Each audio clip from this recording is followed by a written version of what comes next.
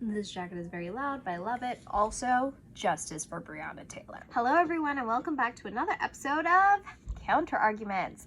This week's topic is demystifying defund the police. This is a topic that immediately shocks and awes people and immediately polarizes people because there isn't enough clarity on what exactly that means. To put it simply, defund the police does not mean abolish the police.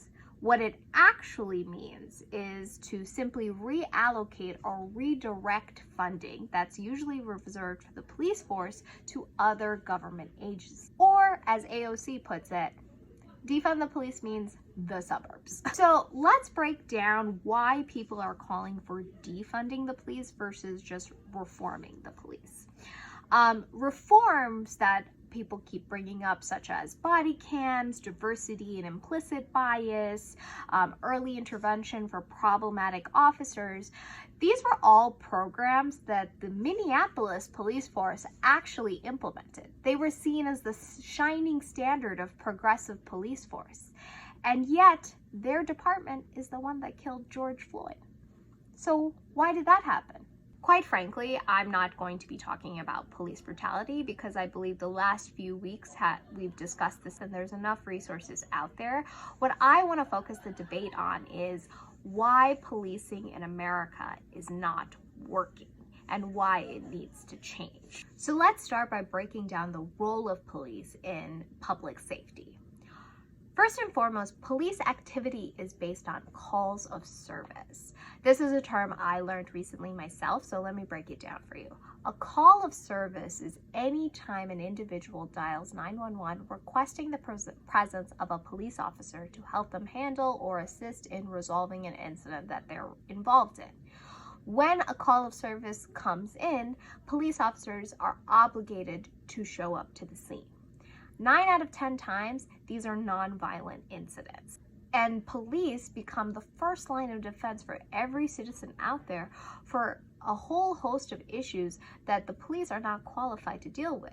Yet, no one knows any better and just keeps calling the police, such as the Karens of the world. Unfortunately, most of the situations police officers are called to are beyond their scope of training. They just don't know how to handle these situations properly. So a big part of defunding is asking that the responsibility of attending certain specific calls of service not be given to the police, but rather to a government agency that is better equipped. Let's share some example of this. If someone calls 911 to report a drug overdose, instead of police, send trained medical professionals. If someone dials 911 to complain about a homeless person, a rapid response social worker makes more sense so that they can provide them with housing support and other resources like a shelter or anywhere that they could go to get a meal. If someone calls 911 about a domestic situation, instead of just sending police officers, send them with trained mediators and conflict interrupters and social workers that are trained to de-escalate these situations and mediate a peaceful result. By defunding the police, by reallocating funding that would be given to the police under normal circumstances and directing them to the departments of emergency health services, departments of mental health, and department of social work, you are now splitting the load of all of the calls of service that just one agency has to deal with and yet is not equipped to do so. Defunding is about sharing the workload, not making sure all the work is on the backs of an overworked and underpaid police officer. It's a waste of taxpayer money and police officers' time and skills to be the first line of defense of every menial call. This leads to them being overworked and overstressed. Defunding the police is asking for the redirection of police focus from all these nonviolent incidents that can easily be managed by other agencies to the focus of violent crime. Currently in this country, the clearance rate of police officers in cases of violent crimes is not that great. 38% of murders, 66% of rapes, 70% of robberies, 47% of aggravated assaults all go uncleared right now. So by reprioritizing the police force and what they are responsible for, they can then focus their direction on solving these crimes. So essentially, defund means to reprioritize. It's to reimagine public safety that prioritizes education, housing, economic security over policing and prisons. It's essentially calling to stop making the police the only solution for public safety. So now we come to the question of, is this even possible, or is this just a liberal's dream? Actually, wrong. It's already happening. Prior to the death of George Floyd, the following cities and states have already reimagined their approach to public safety. They call it violence interruption programs. In Dallas, social workers are dispatched to 911 calls that involve mental health emergencies. In California, the Bay Area Transformative Justice Collective deals with situations involving child sex abuse with the police. I'm going to share a personal example. I live in Suffolk County on the island of Long, also known as Long Island in New York.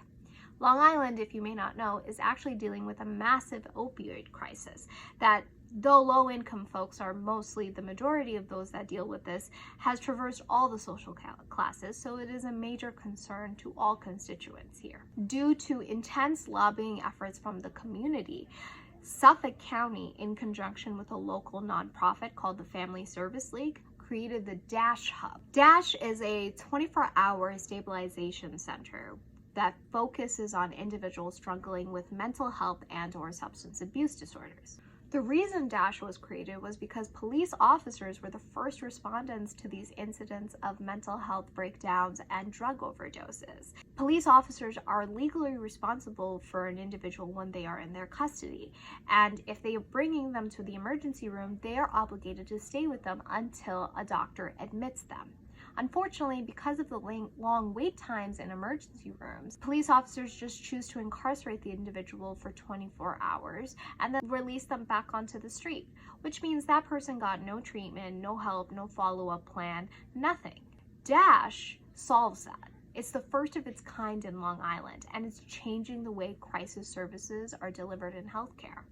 It has an interdisciplinary team. It's comprised of nurses, counselors, support staff, prescribers, and they focus on early intervention, crisis resolution, continuous observation, discharge planning. They have a multi-pronged approach that allows the vast majority of their clients to return to the community within 23 hours armed with a proper care regimen that is designed to avoid expensive, unnecessary, and prolonged hospitalization.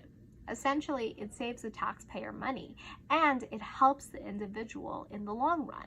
Let me tell you how much DASH costs. It costs $4.7 million, which is funded mostly through grants. Just to put that into perspective, the Suffolk County Police Department's budget is $634,563,757, and that is 23% of an overall $3.3 billion budget for Suffolk County. $4.7 million is not that much. And just having that in one area of Long Island has created a massive difference. These are all real-life examples of what defunding the police looks like and why it is attainable. I want to leave you with one last argument, and that is, well, there's just some bad apples in the police force. Listen, there are some professions that should never have bad apples.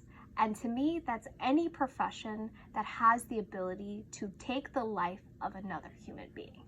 A great example of that would be the medical profession. Doctors, nurses, pharmacists, they all have the ability through their error to kill someone. That is why they go through as much training and as much education and as much accountability as they do. Police officers have the ability to take someone's life. And as we've seen, it doesn't require a gun. That is why there needs to be a higher level of accountability, and there needs to be a discussion on how we change policing for a better and safer world. Thank you so much for joining me this week. I hope these arguments help you in tackling what defund the police actually means, and hopefully we can make some change. Until next time, bye.